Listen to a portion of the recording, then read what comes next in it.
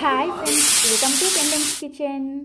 ఈరోజు వీడియోలో బెంగళూరులో ఒక చిన్న టిఫిన్ కొట్లో నేను తిన్న ఎర్రకారం దోశ అండ్ చట్నీని ఎలా ప్రిపేర్ చేస్తారో అడిగి తెలుసుకొని ఈ రెసిపీని ట్రై చేశాను. నాకైతే చాలా బాగా కుదిరింది. టేస్ట్ నెక్స్ట్ లెవెల్లో ఉంది. ఇక్కడ మీరు దోశ చూసారా, ఎంత క్రిస్పీగా ఎంత కలర్ఫుల్గా ఉందో. ఈ టిఫిన్ కొట్టు చాలా చిన్నది, కానీ ఈ దోశ కోసం జనాలు ఎగబడిపోతూ ఉంటారు, అంత టేస్టీగా ఉంటుంది. సో ఇక ఏమాత్రం ఆలస్యం చేయకుండా ఈ చిన్న టిఫిన్ కొట్టు వాళ్ళు టేస్టీగా ప్రిపేర్ చేసి ఈ ఎర్రకారం దోశని అండ్ చట్నీని మనం ఇంట్లోనే ఎలా ప్రిపేర్ చేసుకోవచ్చో వీడియోలోకి వెళ్ళి చూసేయండి. ఫస్ట్ మనం ఈ దోశ వేసుకోవడం కోసం దోశల పిండిని పర్ఫెక్ట్గా రెడీ చేసుకోవాలి. ఈ దోశల పిండిని ప్రిపేర్ చేసుకోవడం కోసం ఒక గిన్నెని తీసుకొని అందులోకి 1 కప్పు వరకు మినపగుళ్ళని వేసుకోండి. ఇక్కడ నేను మెజరింగ్ కప్పుని యూస్ చేస్తున్నాను. మీరు కావాలంటే ఒక గిన్నెని కానీ గ్లాసుని కానీ సెట్ చేసుకోవచ్చు. నెక్స్ట్ ఇందులోకి అదే కప్పుతోటి 1.5 కప్పుల వరకు దోశల బియ్యాన్ని వేసుకోండి. ఇక్కడ బెంగళూరులో అయితే దోశల బియ్యం అని ఇలా సపరేట్గా మాకు దొరుకుతాయి అన్నమాట. ఒకవేళ మీకు దోశల బియ్యం దొరకకపోతే రేషన్ బియ్యం అయినా సరే వేసుకోవచ్చు. నెక్స్ట్ ఇందులోకి 1.5 కప్పుల వరకు ఇడ్లీ బియ్యాన్ని కూడా వేసుకోండి. ఈ ఇడ్లీ బియ్యం ఎలా ఉంటాయో నేను చూపిస్తున్నాను చూడండి. మనకి దోశల బియ్యం అనేవి కొంచెం దగ్గరగా రేషన్ బియ్యం లాగానే ఉంటాయి, కానీ ఇడ్లీ బియ్యం చూసారా ఇలా కొంచెం చిన్నగా గుండులాగా ఉంటాయి అన్నమాట. మీకు ఇవి చక్కగా సూపర్ మార్కెట్లో కానీ ఆన్లైన్లో కానీ ఈజీగా అవైలబుల్గా దొరుకుతాయి. ఒకవేళ మీకు ఇడ్లీ రైస్ కూడా దొరకలేదు అంటే 3 కప్పుల వరకు రేషన్ బియ్యాన్నే వేసుకోవచ్చు. ఇక్కడ నేను 1.5 కప్పుల దోశల బియ్యం అలాగే 1.5 కప్పుల రేషన్ బియ్యం మొత్తం కలిపి 3 కప్పుల బియ్యాన్ని వేసుకున్నాను కదా. ఈ 3 కప్పుల రేషన్ బియ్యాన్ని కూడా వేసుకోవచ్చు. నెక్స్ట్ ఇందులోకి 2 టేబుల్ స్పూన్ల దాకా పచ్చిశనగపప్పు అలాగే 1 టీ స్పూన్ దాకా మెంతులను వేసుకొని వీటిని అన్నింటిని కూడా శుభ్రంగా 3-4 సార్లు కడిగేసి ఆ నీళ్ళన్నీ కూడా తీసేసి మళ్ళీ తిరిగి నీళ్ళని పోసుకొని ఈ బియ్యం పప్పుల్ని ఖచ్చితంగా ఒక 5 గంటల సేపు నానపెట్టుకోండి. అంతకన్నా ఎక్కువసేపు నానపెట్టకూడదు. నెక్స్ట్ ఇంకొక చిన్న గిన్నెని తీసుకొని అందులోకి ఏ కప్పుతో అయితే మీరు బియ్యాన్ని మినపప్పును కొలుచుకొని తీసుకున్నారో అదే కప్పుతోటి 1/2 కప్పు వరకు కొంచెం లావుగా ఉండే అటుకుల్ని వేసుకోండి. ఈ అటుకులను కూడా 1-2 సార్లు కడిగేసి ఆ నీళ్ళన్నీ కూడా తీసేసి మళ్ళీ తిరిగి ఇందులోకి మీరు తాగే మంచినీళ్ళను పోసుకొని అటుకుల్ని ఒక 5 గంటల సేపు నానపెట్టుకోండి.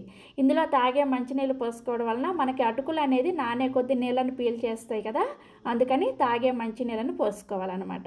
సో ఇక్కడ నేను ఒక 5 గంటల సేపు బియ్యం మినపప్పుని నానపెట్టుకొని చూపిస్తున్నాను చూడండి. మనకి చక్కగా నానిపోయాయి. అదేవిధంగా అటుకులు కూడా చూసారా, మనం పోసిన నీళ్ళన్నీ కూడా పీల్ చేసుకొని ఇలా చక్కగా నానిపోయి ఉంటాయి అన్నమాట. ఇప్పుడు వీటిని గ్రైండ్ చేసుకోవడానికి మిక్సీ జార్ని తీసుకొని అందులోకి ఫస్ట్ మనం నానబెట్టుకున్న అటుకుల్ని వేసేసుకోండి. నెక్స్ట్ ఇందులోకి మనం నానబెట్టుకున్న బియ్యం మినపప్పుని సగం వరకు వేసుకొని తగినన్ని నీళ్లు పోసుకుంటూ ఈ పిండిని కొంచెం లైట్గా బరకగా ఉండేటట్లుగా గ్రైండ్ చేసుకోవాలి.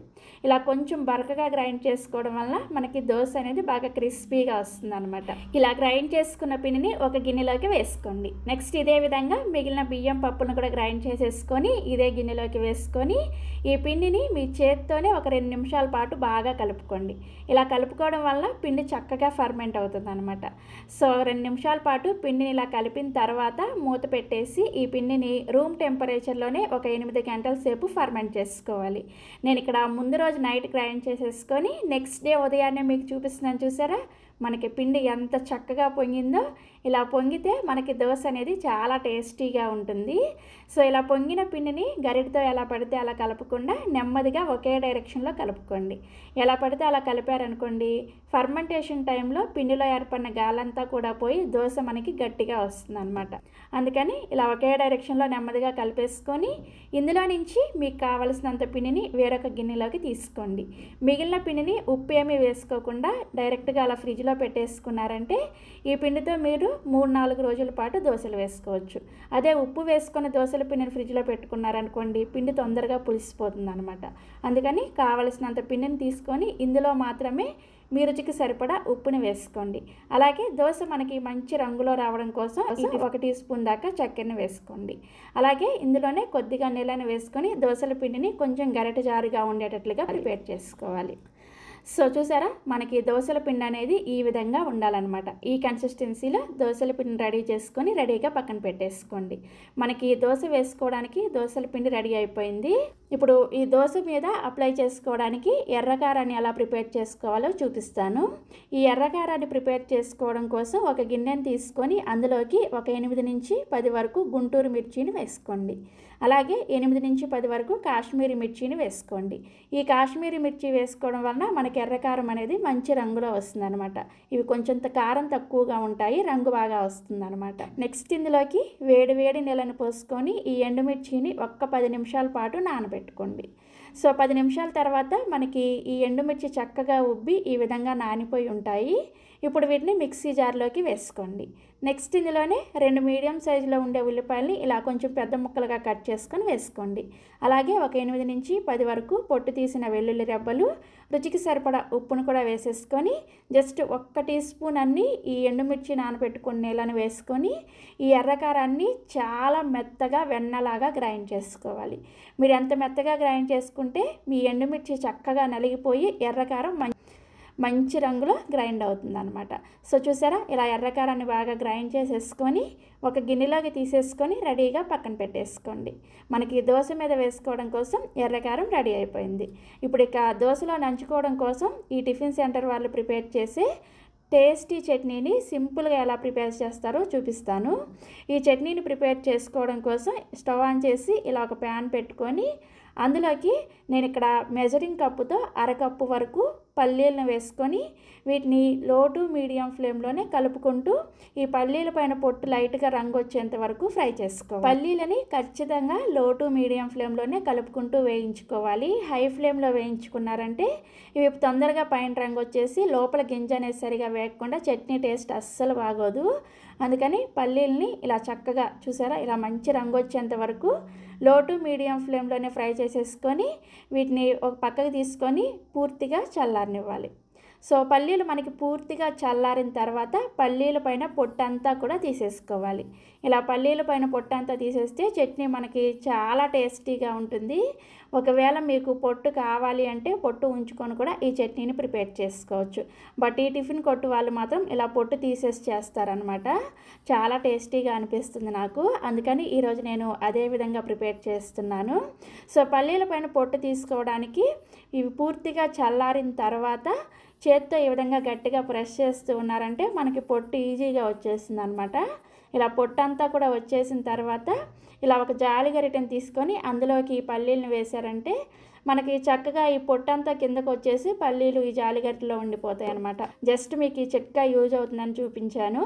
సో ఈ విధంగా పల్లీలని సపరేట్ చేసేసుకొని ఈ పల్లీలని మిక్సీ జార్లోకి వేసుకోండి. నెక్స్ట్ ఇందులోకి మెజరింగ్ కప్పుతోనే పావు కప్పు వరకు పుట్నాల పప్పుని వేసుకోండి. అలాగే అరకప్పు వరకు పచ్చి కొబ్బరి ముక్కల్ని వేసుకోవాలి. ఎండు కొబ్బరి వేసుకుంటే ఈ చట్నీ టేస్ట్ అనేది అస్సలు బాగోదు, పచ్చి కొబ్బరినే వేసుకోవాలి. అలాగే మీరు తినే కారానికి తగ్గట్టుగా ఒక 5 నుంచి 6 వరకు పచ్చిమిర్చిని వేసుకోండి. నెక్స్ట్ ఇందులోనే ఒక 6-7 వరకు పొట్టు తీసిన వెల్లుల్లి రెబ్బలు, అలాగే చిన్న ముక్క చింతపండుని వేసుకోండి. చింతపండు కూడా మరీ ఎక్కువగా వేసుకోకూడదు. చివరిగా ఇందులోకి రుచికి సరిపడా ఉప్పును కూడా వేసేసుకొని తగినన్ని నీళ్లు పోసుకొని చట్నీని ఫస్ట్ కొంచెం గట్టిగా గ్రైండ్ చేసుకోండి. ఇక్కడ నేను మీకు చట్నీ గ్రైండ్ చేశాక చూపిస్తున్నాను చూసారా, ఇలా కొంచెం గట్టిగా గ్రైండ్ చేసుకున్న తర్వాత ఇప్పుడు చివరిలో ఇందులో కొద్దిగా కొత్తిమీరని వేసుకొని 4-5 కరివేపాకు ఆకులను వేసుకోండి. మళ్ళీ కొంచెం నీళ్ళని పోసుకొని ఈ కొత్తిమీర లైట్గా అక్కడక్కడ కనిపించేటట్లుగా కొంచెం లైట్గా గ్రైండ్ చేసుకోండి. మరీ మెత్తగా పేస్ట్ లాగా అయిపోకూడదు అనమాట. కొత్తిమీర అక్కడక్కడ చిన్న చిన్న పలుకులు కనిపిస్తూ ఉండాలన్నమాట. సో చూసారా, చట్నీని ఇలా గ్రైండ్ చేసుకొని ఒక గిన్నెలోకి వేసుకోండి. ఇదే మిక్సీ జార్లోకి 1 గ్లాసు వరకు నీళ్ళని వేసుకొని ఆ నీళ్ళను కూడా ఈ చట్నీలో వేసేసుకొని కలుపుకోండి. మనకి ఈ టిఫిన్ కొట్టులో చట్నీని ఈ విధంగా పల్చగా ప్రిపేర్ చేస్తారనమాట. మీరు కావాలి అంటే గట్టి చట్నీని కూడా ప్రిపేర్ చేసుకోవచ్చు. సో చూసారా, ఈ విధంగా చట్నీని రెడీ చేసేసుకొని ఇప్పుడు ఈ చట్నీకి తాలింపు పెట్టుకోవడం కోసం స్టవ్ మీద ఇలా తాలింపు గిన్నెను పెట్టుకొని 1 టీ స్పూన్ దాకా నూనెను వేసుకొని వేడి చేసుకోండి. నూనె వేడైన తర్వాత ఇందులోకి ఒక అర టీ స్పూన్ దాకా ఆవాలు, అలాగే 2 ఎండుమిర్చిని కూడా వేసుకొని ఆవాలు చిటపటలాడేంత వరకు వేయించుకోండి. ఆవాలు చిటపటలాడిన తర్వాత ఇందులోకి ఒక రెమ్మ కరివేపాకును కూడా వేసేసుకొని ఈ తాలింపు చక్కగా ఫ్రై చేసుకొని ఈ తాలింపుని తీసుకొచ్చి మనం ముందుగా గ్రైండ్ చేసుకున్న ఈ చట్నీలో వేసేసుకొని కలుపుకోండి. అంతే, చాలా సింపుల్గా చిన్న టిఫిన్ కొట్టు వాళ్ళు ప్రిపేర్ చేసే చట్నీ రెడీ అయిపోయింది. ఈ చట్నీ తాలింపు కోసం మినపప్పు, పచ్చిశనగపప్పు, జీలకర్ర ఇవేమీ వేయరనమాట. జస్ట్ ఆవాలు వేసి మాత్రమే ఈ తాలింపుని ప్రిపేర్ చేస్తారు. మీరు కావాలంటే వేసుకోవచ్చు. సో మనకి చట్నీ రెడీ అయిపోయింది, ఎర్రకారం రెడీ అయిపోయింది, అలాగే దోసల పిండి కూడా రెడీగా ఉంది కదా. ఇక ఏమాత్రం ఆలస్యం చేయకుండా నోరూరించే ఈ ఎర్రకారం దోశని వేసేసుకుందాం. ఈ దోశ వేసుకోవడం కోసం స్టవ్ ఆన్ చేసి ఇలా దోశల పెనాన్ని పెట్టుకొని పెనాన్ని బాగా వేడి చేసుకోండి. ఇక్కడ నేను ఐరన్ ప్యాన్ని యూస్ చేస్తున్నాను. ఈ ఐరన్ ప్యాన్ లింక్ కావాలి అంటే వీడియో కింద డిస్క్రిప్షన్లో లింక్ ఇస్తాను, ఒకసారి చెక్ చేయండి. మీరు కావాలంటే ఈ దోశని నాన్ స్టిక్ ప్యాన్ మీద కూడా వేసుకోవచ్చు. సో ప్యాన్ బాగా వేడైన తర్వాత కొద్దిగా నీళ్ళని చిలకరించుకొని టిష్యూ పేపర్తో కానీ కాటన్ క్లాత్తో కానీ క్లీన్ చేసేయండి. క్లీన్ చేసిన తర్వాత జస్ట్ దీని మీద ఒక చుక్క నూనెని వేసుకొని ఉల్లిపాయతో ఈ విధంగా నూనెని ప్యాన్ అంతా కూడా స్ప్రెడ్ చేసుకోండి. ఐరన్ ప్యాన్ కాబట్టి ఈ విధంగా చేసుకోవాలి. అదే నాన్ స్టిక్ ప్యాన్ అయితే ఈ స్టెప్ అవసరం లేదనమాట. జస్ట్ నీళ్ళని చిలకరించి ప్యాన్ క్లీన్ చేసుకొని వెంటనే దోశ వేసేసుకోవచ్చు. సో ఉల్లిపాయతో ఈ విధంగా నూనె అంతా కూడా ప్యాన్కి స్ప్రెడ్ చేసుకున్న తర్వాత మంటని ఖచ్చితంగా లో ఫ్లేమ్లోనే పెట్టుకొని మనం ప్రిపేర్ చేసుకున్న పిండిని మీ ప్యాన్ సైజుకి తగ్గట్టుగా 1 నుంచి 2 గరిటెల వరకు వేసుకొని ఈ దోశని పల్చగా రౌండ్గా స్ప్రెడ్ చేసుకోండి. ఈ మంటని లో ఫ్లేమ్లో పెట్టుకొని స్ప్రెడ్ చేసుకుంటేనే మీకు దోశ అనేది చక్కగా స్ప్రెడ్ అవుతుందన్నమాట. అదే మీడియంలో కానీ హై ఫ్లేమ్లో కానీ పెట్టుకున్నారంటే మనకి పిండి అనేది గరిటెకి చుట్టుకొని వచ్చేస్తుంది. అందుకని లో ఫ్లేమ్లో పెట్టుకొని దోశని ఇలా చక్కగా స్ప్రెడ్ చేసుకున్న తర్వాత ఇప్పుడు మంటని మీడియం ఫ్లేమ్లోకి పెట్టుకొని దోశ పైన పిండంతా కూడా ఆరిపోయేంత వరకు మీడియం ఫ్లేమ్లోనే ఈ దోశని కాల్చుకోండి. సో దోశ పైన పిండంతా కూడా తడారిపోయిన తర్వాత దీని మీద 1 టీ స్పూన్ నుంచి 2 టీ స్పూన్ల దాకా నెయ్యిని వేసుకోండి. మీరు కావాలంటే నూనెను కూడా వేసుకోవచ్చు. బట్ ఈ టిఫిన్ సెంటర్లో అయితే నెయ్యి కారం దోశ అని ఈ విధంగా ఇస్తారనమాట. సో నెయ్యి వేసుకున్న తర్వాత ఇప్పుడు దీని మీద మనం ప్రిపేర్ చేసుకున్న ఈ ఎర్రకారాన్ని దోశ అంతా కూడా ఈవెన్గా స్ప్రెడ్ చేసుకోండి. 1 టీ స్పూన్ దాకా ఎర్రకారాన్ని వేసుకొని ఈ విధంగా ఈవెన్గా స్ప్రెడ్ చేసేసుకొని ఈ దోశని అన్ని వైపులు కూడా చక్కగా ఎర్రగా కాలేంత వరకు పెనాన్ని అటు ఇటు తిప్పుకుంటూ దోశని ఈవెన్గా కాల్చుకోండి. సో దోశ చూసారా, ఇలా చక్కగా ఎర్రగా కాలిన తర్వాత ఈ విధంగా మధ్యలోకి ఫోల్డ్ చేసేసుకోండి. అంతే, చాలా చాలా టేస్టీగా ఉండే నెయ్యి ఎర్రకారం దోశ రెడీ అయిపోయింది. ఈ దోశను మీరు ఇలా వేసుకొని ఒక్కసారి రుచి చూసారా, ఖచ్చితంగా ఈ దోశ టేస్ట్కి ఫిదా అయిపోవాల్సిందే, అంత టేస్టీగా ఉంటుంది. సో ఇలా దోశ వేసుకొని సర్వింగ్ ప్లేట్లోకి తీసుకొని మనం ప్రిపేర్ చేసిన ఈ టిఫిన్ సెంటర్ చట్నీతో, అలాగే నేను ఇక్కడ కొంచెం టమోటా చట్నీని కూడా ప్రిపేర్ చేసుకున్నాను. ఈ టమోటా చట్నీ రెసిపీ కావాలి అంటే నేను విజయవాడ చిట్టు పునుగులో చూపించాను. ఆ లింక్ను కూడా ఈ వీడియో కింద డిస్క్రిప్షన్లో ఇస్తాను, చెక్ చేయండి. సో దోశ ఇక్కడ మీకు చూపిస్తున్నాను, చూసారా ఎంత క్రిస్పీగా ఉందో, సౌండ్ వస్తుంది కదా, చాలా చాలా టేస్టీగా కూడా ఉంటుంది. ఇక్కడ మీకు చూస్తేనే నోరూరిపోతుంది కదా. మరి ఇంకెందుకు ఆలస్యం, వెంటనే ఈ దోశను ట్రై చేయండి. ట్రై చేసిన తర్వాత మీ ఫీడ్బ్యాక్ని నాతో షేర్ చేసుకోవడం అస్సలు మర్చిపోవద్దు. అలాగే మరిన్ని ఎమ్మీ అండ్ టేస్టీ రెసిపీస్ కోసం వెంటనే పెండెమ్స్ కిచెన్ని సబ్స్క్రైబ్ చేసుకోండి. Thank you.